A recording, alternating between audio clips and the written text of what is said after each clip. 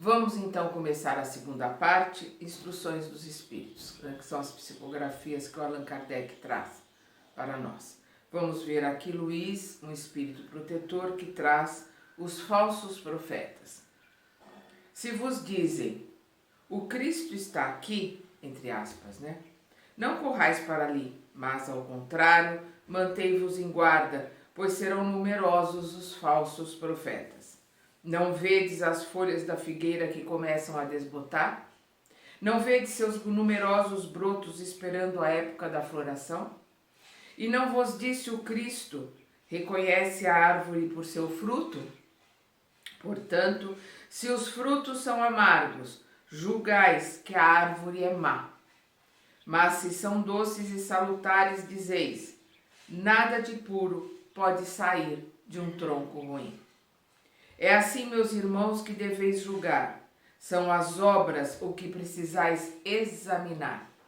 Se aqueles que se dizem revestidos do poder divino vierem acompanhados de todas as marcas de semelhante missão, isto é, se possuírem no mais alto grau as virtudes cristãs e eternas, a caridade, o amor, a indulgência, a bondade que concilia todos os corações.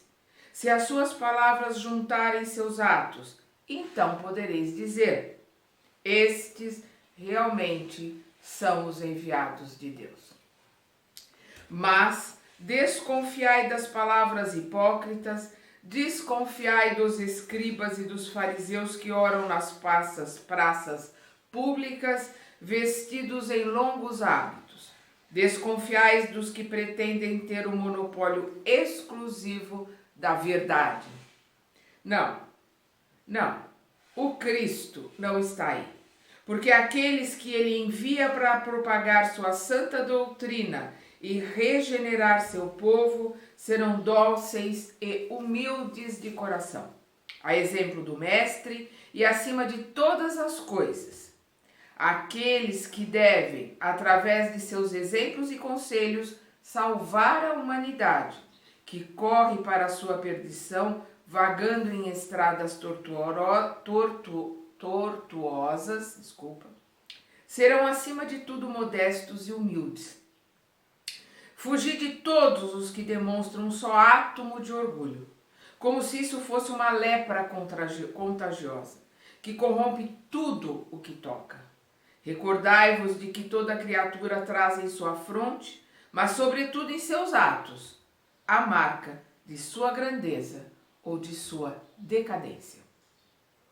E depois, meus filhos bem-amados, marchai sem tergiversar, quer dizer, sem subterfúgios, sem segundas intenções, na estrada bendita que começais a trilhar.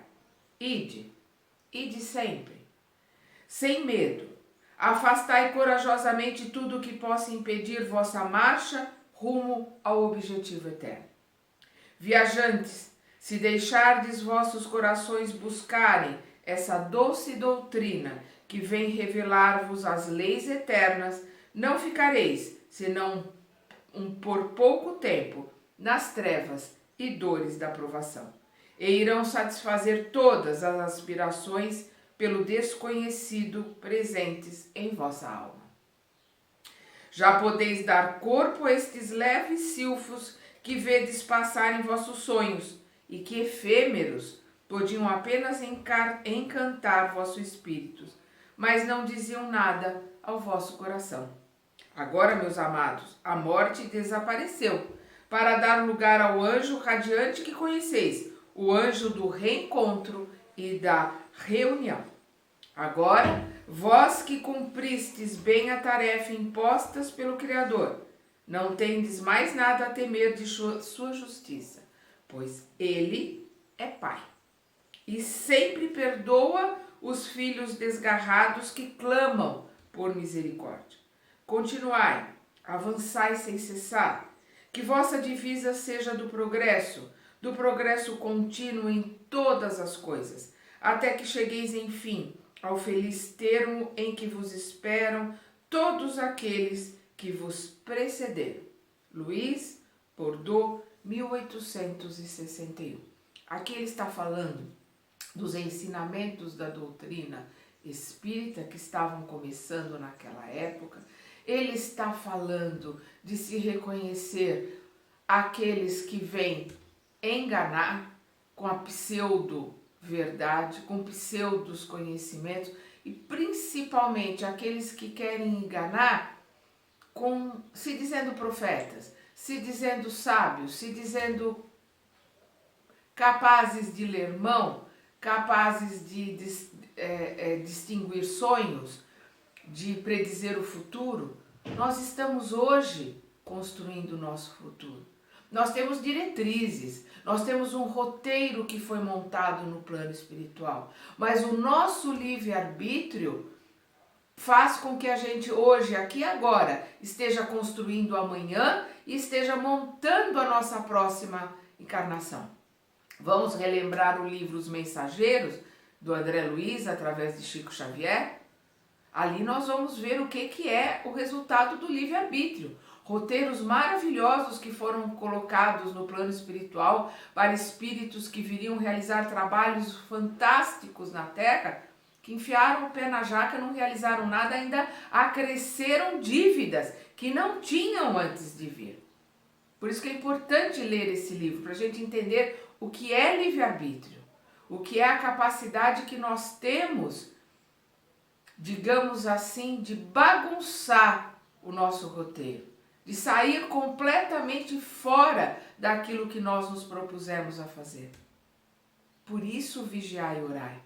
Por isso o trabalho interior de reforma íntima, para tentarmos nos manter dentro do roteiro que fizemos. Porque todos nós temos uma missão, não é salvar o mundo, mas é salvar a nós. Não é modificar o mundo, mas é a nos modificar. Porque quando nós nos modificamos, o nosso olhar para o mundo muda. E isso muda tudo.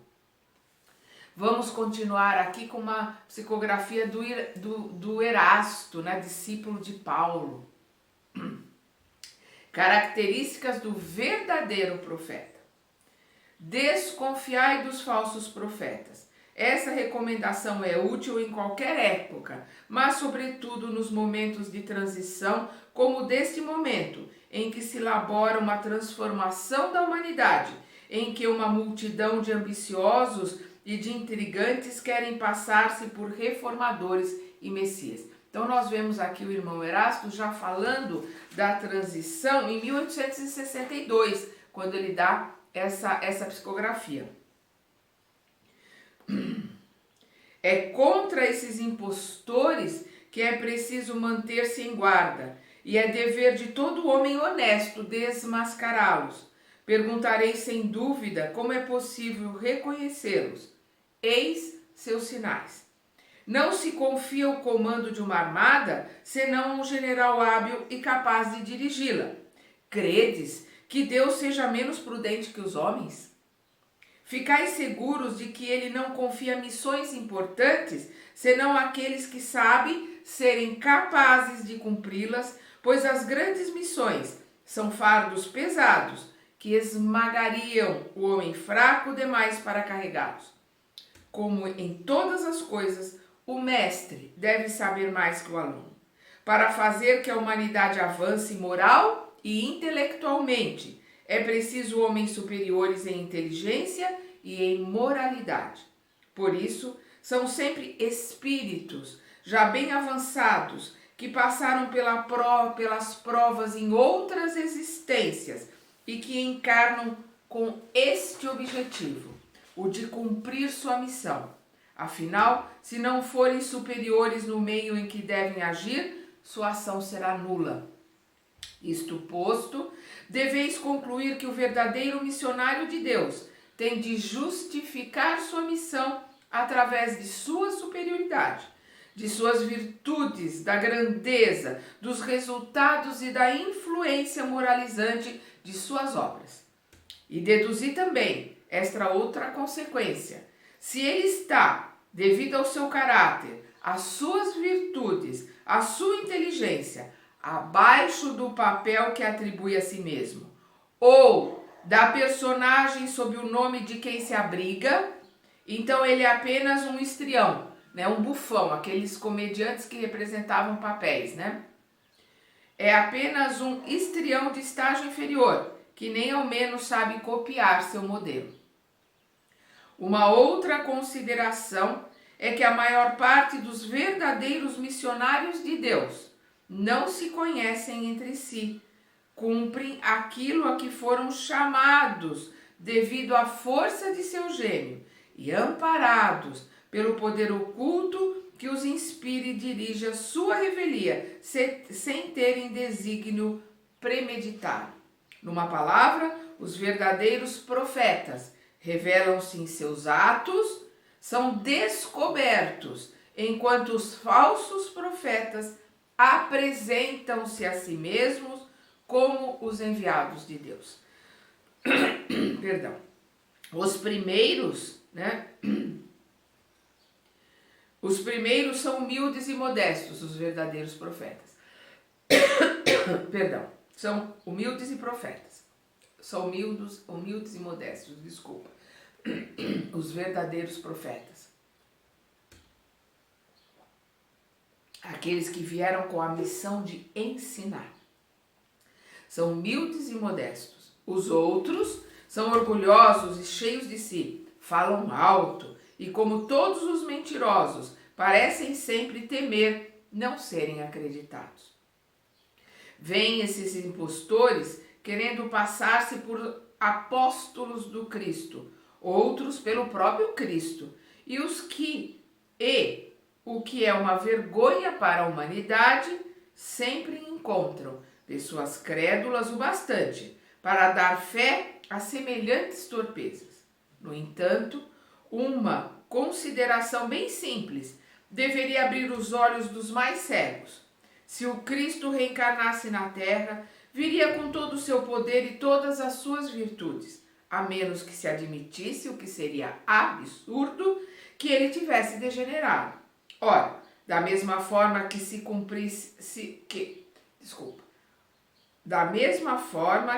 suprimisseis de Deus um só dos seus atributos, não teríeis mais Deus. Se tirardes uma só das virtudes do Cristo, não tereis mais o Cristo. Aqueles que se passam pelo Cristo têm todas as suas virtudes. Aí está a questão. Olhai, investigai seus pensamentos e seus atos, e reconhecereis que, acima de tudo, faltam-lhe as virtudes distintivas do Cristo, humildade e caridade.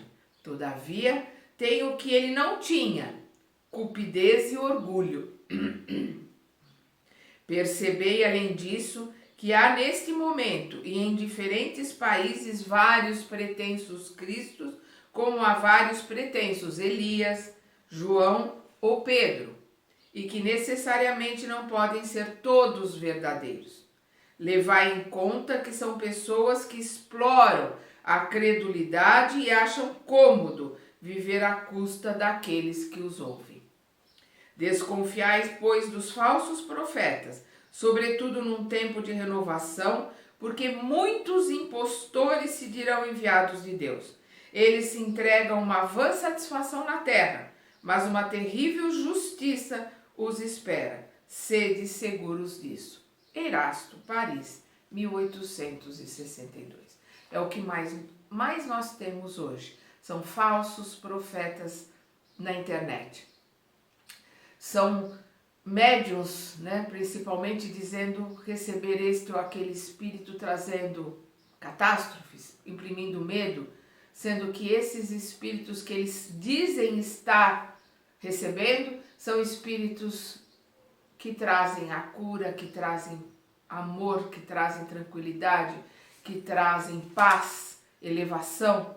Então é tudo o contrário do que eles estão trazendo. Então basta ler a mensagem para a gente ver que não é de Bezerra, não é de Emmanuel, né? Nós temos que ter um cuidado muito grande para não sermos nós também falsos profetas, ou seja, divulgando notícias falsas, as famosas fake news. Né? Olhando alguma coisa, ai que bonitinho, é de Emmanuel, é de Bezerra, nem lê direito, passa para frente passa a ser um falso profeta, porque está divulgando uma falsa notícia, uma inverdade, e vai acarretar por esses erros. A gente precisa tomar muito cuidado com a maledicência. E aquele que divulga na internet coisas que ele não prestou atenção, coisas que ele não leu, coisas que ele não tem certeza, não vai checar se é de uma fonte fidedigna, ou principalmente se não for uma coisa boa. Vamos lembrar o crivo de Sócrates. Ela é a verdade, serve, tem serventia, é uma coisa boa. Se não é verdade, você não tem certeza se é verdade, se não tem serventia nenhuma e se não é uma coisa boa, se cala, não repete, não retransmite. Nós precisamos tomar muito cuidado com o que fazemos nas redes sociais, porque nós somos responsáveis pelos nossos atos. Nós somos responsáveis pela maledicência que propagamos, pelas mentiras que propagamos. E fazemos isso irresponsavelmente na internet. Isso é uma invigilância. Vamos lembrar o vigiai e orai? Somos responsáveis por tudo que fazemos. Aqui nós vamos ver outra mensagem de Erasto sobre os falsos profetas da erraticidade, quer dizer, os falsos profetas do plano espiritual.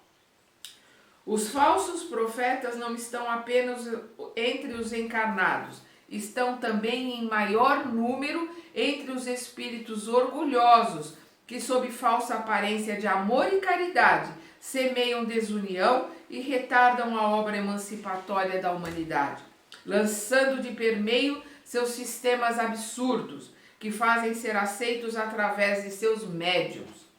E para melhor fascinar aqueles que querem abusar, para dar mais peso às suas teorias, ornam-se sem escrúpulos de nomes que os homens não pronunciam senão com respeito. É o que eu estava falando.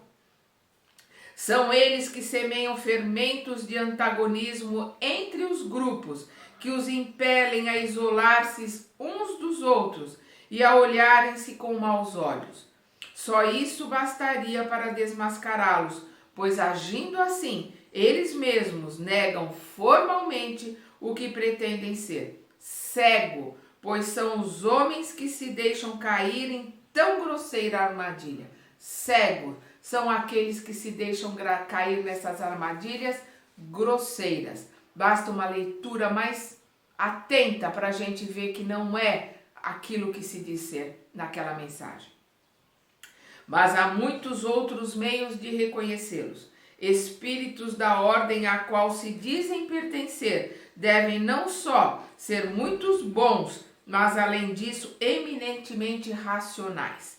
Pois bem, passai seus sistemas pela peneira da razão e do bom senso e vereis o que restará. Portanto, haveis de convir comigo que todas as vezes que um espírito indica como remédio para os males da humanidade ou como modos de se chegar à transformação, coisas utópicas e impraticáveis, coisas utópicas e impraticáveis, medidas pueris e ridículas, e quando formula um sistema contraditório em relação às mais triviais noções da ciência, ele só pode ser um espírito ignorante e mentiroso. Por outro lado, crede que se a verdade nem sempre é apreciada pelos indivíduos, ela sempre o é pelo bom senso das massas. E isto também é um critério. A verdade dá trabalho, a verdade exige autoconhecimento, exige o vigiar e orai, exige determinação, perseverança, disciplina. E isso a maioria das pessoas não querem. Então, quando você vê alguma coisa que a massa toda está indo, desconfia, porque a porta é larga. Quando você ouve alguém colocando ensinamentos que exigem de você pensar, exigem de você analisar, exigem de você olhar para dentro, exigem de você se conhecer, é difícil, é duro, mas analisa, porque aí é que nós vamos encontrar o caminho para a nossa mudança. Vamos lembrar Jesus, vigiai e orai. Busqueis a verdade vos libertará. Se dois princípios se contradizem, tereis a medida de seu valor intrínseco, procurando aquele que achar mais eco e simpatia. Com efeito, seria ilógico admitir que uma doutrina que vê diminuir o número de seus adeptos seja mais verdadeira que aquela que vê aumentar os seus. Deus, querendo que a verdade chegue a todos, não a confina num círculo restrito. Ele a faz surgir em diferentes pontos, para que em toda parte a luz esteja ao lado das trevas. Deus distribui o conhecimento em vários lugares. Nós vamos ver médiuns colocando a doutrina nos Estados Unidos, na Europa, em todos os lugares, os ensinamentos. O que o Kardec fez foi juntar tudo isso e compilar isso no Pentateuco, né? Nos 5 livros que ele compilou. Kardec não escreveu, ele só juntou o que os espíritos colocaram no papel. Deus, querendo que a verdade chegue a todas, não a confina num círculo restrito. Ele a faz surgir em diferentes pontos, para que em toda parte a luz esteja ao lado das trevas. Afastai impiedosamente todos os espíritos que querem fazer-se conselheiros exclusivos, pregando a divisão e o isolamento. Quase sempre são espíritos vaidosos e medíocres, que tendem a impor-se aos homens fracos e crédulos, prodigalizando-lhes, quer dizer, dando em grande quantidade louvores exagerados, a fim de fasciná-los e mantê-los sob seu domínio. São geralmente espíritos sedentos de poder, que déspotas, tiranos públicos ou privados, quando vivos, também querem ter vítimas para tiranizar após a morte. Em geral, desconfiai das comunidades que têm um caráter de misticismo e de estranheza, e que prescrevem cerimônias e atos bizarros. Sempre há nestes casos um legítimo motivo de suspeita. Por outro lado, crede que quando uma verdade deve ser revelada à humanidade, ela é, por assim dizer, comunicada instantaneamente em todos os grupos sérios que possuem médiuns sérios, e não só a estes ou aqueles excluídos os outros. Ninguém pode ser um médium perfeito se está obsidiado, e a obsessão manifesta quando um médium não é apto a receber comunicações, senão de um espírito especial, por mais alto que esse espírito queira parecer. Consequentemente, todo médium e todo grupo que se creem privilegiados por comunicações que só eles podem receber e que, além disso, são sujeitos a práticas que beiram a superstição, sem dúvida estão sofrendo o golpe de uma obsessão das mais bem caracterizadas. Sobretudo quando o espírito dominador se vangloria de um nome que todos nós, espíritos e encarnados, devemos honrar e respeitar, não deixando que seja empregado despropositadamente. É incontestável que, submetendo todos os dados e todas as comunicações dos espíritos à prova da razão e da lógica, será fácil repelir o absurdo e o erro. Um médium pode ser fascinado, um grupo enganado. No entanto, o controle severo dos outros grupos, o saber adquirido, a alta autoridade moral dos dirigentes de grupo e as comunicações dos principais médiuns que recebem a marca da lógica e da autenticidade de nossos melhores espíritos, rapidamente farão justiça a esses ditados mentirosos e astuciosos, emanados de uma turba de espíritos enganadores ou maldosos. Erasto, discípulo de Paulo, Paris, 1862. Aqui nós vemos uma nota para se ler a introdução, o parágrafo 2, Controle Universal do Ensinamento dos Espíritos em O Livro dos Médiuns, capítulo 23, da obsessão. Ir lá no Livro dos Médiuns e ler sobre a obsessão, para ver como isso pode acontecer muito mais do que se pensa. Por isso que precisa se ler todos os livros de Kardec, se conhecer a base da doutrina, porque tendo a base nós podemos ler qualquer livro e aí nós podemos analisar se esse livro está dentro da doutrina ou não, se esse livro está trazendo esclarecimentos dentro da base que Kardec colocou ou se pura e simplesmente é uma alucinação, é uma ideia fantasiosa, vai contra tudo aquilo que Kardec colocou, então a gente deixa de lado. Por quê? Porque para vender livro as pessoas dizem qualquer coisa.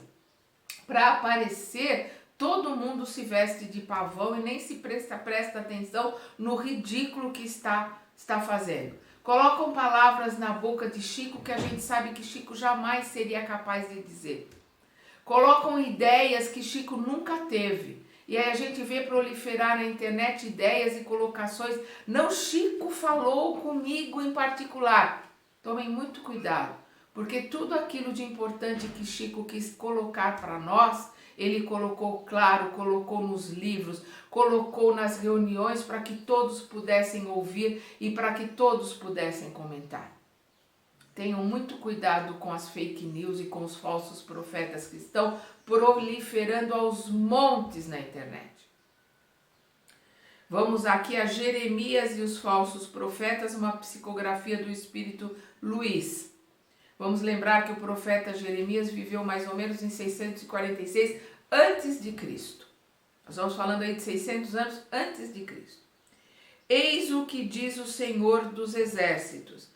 Não ouçais as palavras dos profetas que vos profetizam. Eles vos enganam. Eles vos revelam a visão do seu coração e não o que ouviram da boca do Senhor. Dizem aqueles que me blasfemam, abre aspas, o Senhor falou, a paz estará convosco, fecha aspas. E a todos os que caminham na corrupção do seu coração, abre aspas, não vos acontecerá nenhum mal, fecha aspas. Mas quem entre eles assistiu ao conselho do Senhor? Quem viu e ouviu o que ele disse? Eu não enviei esses profetas, mas eles correram por si mesmos. Eu não lhes falei, mas eles profetizaram de sua cabeça. Eu ouvi o que dizem esses profetas que profetizam a mentira em meu nome, dizendo, abre aspas, eu tive um sonho, fecha aspas. Até quando haverá essa fantasia no coração dos profetas que profetizam a mentira e cujas profecias não são senão as seduções do seu coração? E quando esse povo, ou um profeta, ou um sacerdote, perguntar-vos, abre aspas, qual é o fardo do Senhor? Fecha aspas. Vós lhe direis, abre aspas, sois vós mesmos o fardo, fecha aspas. Abre aspas, eu vos lançarei bem longe de mim, fecha aspas, disse o Senhor. Jeremias capítulo 23, versículo 16, 17, 18, 21, 25, 26 e 33. Então nós estamos vendo que 600 anos antes de Cristo já se alertavam sobre as mentiras e sobre os falsos profetas, né? Que diriam, revelariam sonhos, leriam mãos e falariam, dariam mensagens sobre o futuro. Vamos colocar aqui o que o irmão Luiz coloca. É sobre essa passagem do profeta Jeremias que eu vou conversar convosco, meus amigos. Deus, falando de sua boca, disse, abre aspas, é a visão do coração deles que os faz falar, fecha aspas. Essas palavras indicam claramente que já naquela época os charlatões e os exaltados abusavam do dom da profecia e o exploravam. Abusavam, consequentemente, da fé simples e quase cega do povo, predizendo mediante dinheiro coisas boas e agradáveis. Esse tipo de enganação era muito comum na nação judia, e é fácil compreender que o povo pobre, com o limite de sua ignorância, estava impossibilitado de distinguir os bons dos maus e era sempre enganado, com maior ou menor gravidade, por esses pretensos profetas, que não eram senão impostores e fanáticos. Não há nada mais significativo do que estas palavras, abre aspas, eu não enviei esses profetas, mas eles correram por si mesmos. Eu não lhes falei, mas eles profetizaram, fecha aspas. Mais adiante diz, abre aspas, eu ouvi esses profetas que profetizam a mentira em meu nome, dizendo, eu tive um sonho, fecha aspas.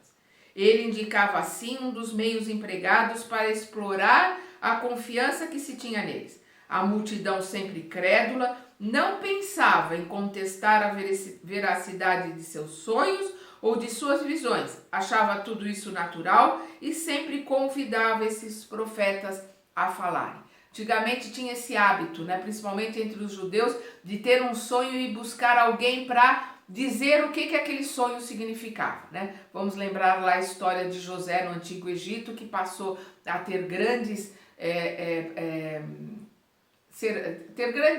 poderes, né? Ter prestígio por revelar os sonhos do rei, né? Depois das palavras do profeta, escutai os sábios conselhos do apóstolo João, quando diz, abre aspas, não acrediteis em qualquer espírito, mas examinai se os espíritos são de Deus, fecha aspas, pois entre os invisíveis também há os que se comprazem em enganar os tolos, quando têm oportunidade. Esses enganados são, entenda-se bem, os médiuns que não tomam as precauções necessárias. Encontra-se aí incontestavelmente um dos maiores escolhos, um dos maiores obstáculos contra o qual muitos vêm chocar-se, sobretudo quando são novatos no espiritismo. Esta é uma prova que eles não podem vencer senão com muita prudência. Aprendei, pois, antes de mais nada, a distinguir os bons e os maus espíritos, para não vos tornar também falsos profetas. Luís, Espírito Protetor, 1861. Ele aqui em 1861 está mandando tomar cuidado para que não se espalhe notícias falsas e assim nós nos tornarmos também falsos profetas. E hoje com as redes sociais isso facilitou de uma tal maneira e ninguém nem presta atenção que está sendo um falso profeta e vai arcar as consequências disso.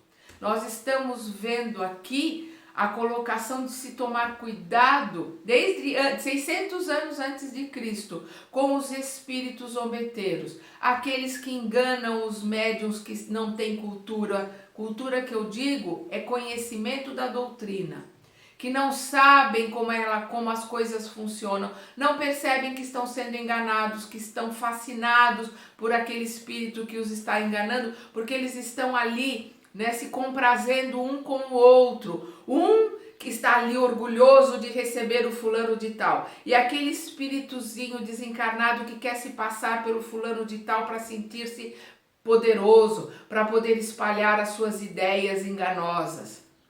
E está um ali contente com outros dois no quentinho, colocando falsas ideias, colocando mentiras, e o que é pior, instigando o medo, que isso é o pior de tudo, porque são os nossos irmãozinhos instigantes que se alimentam do medo.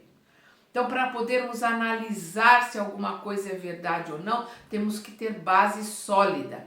Não se constrói uma casa pelo telhado. A gente constrói uma casa pela base e não se coloca a base de uma casa na areia. Precisa-se ir fundo nas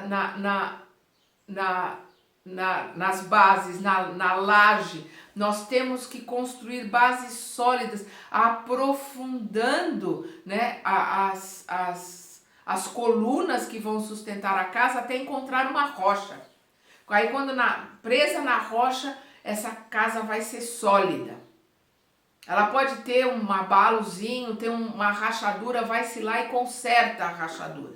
Agora, uma casa que é construída na areia, ela se desmonta, ela cai na primeira ventania, no primeiro sopro. Então, o vigiai e orai que Jesus nos coloca, a análise profunda daquilo que nos é apresentado é fundamental para que a gente possa ter uma boa diretriz. Por isso, nós temos que estudar os livros do Kardec.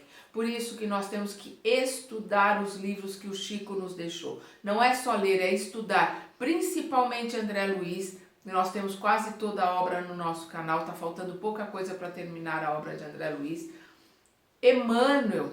As obras de Emmanuel são fantásticas. Joana de Ângeles com o Divaldo. Filomeno de Miranda com o Divaldo. Nós temos obras incríveis que nos dão base, nos clareiam os caminhos do estudo e do entendimento. Não precisamos buscar modismo, nem obras esdrúxulas que vão trazer ensinamentos mais esquisitos ainda, né? Como alguns dizem aí, que eu acho que é interessante, porque é verdade, os esquizotéricos, né? Aquelas pessoas esquisitas com ensinamentos esotéricos com X, né? Que é para massa, para fora, né? E que tem um monte de gente aí pegando, olha que maravilha, olha que interessante, olha que bonitinho.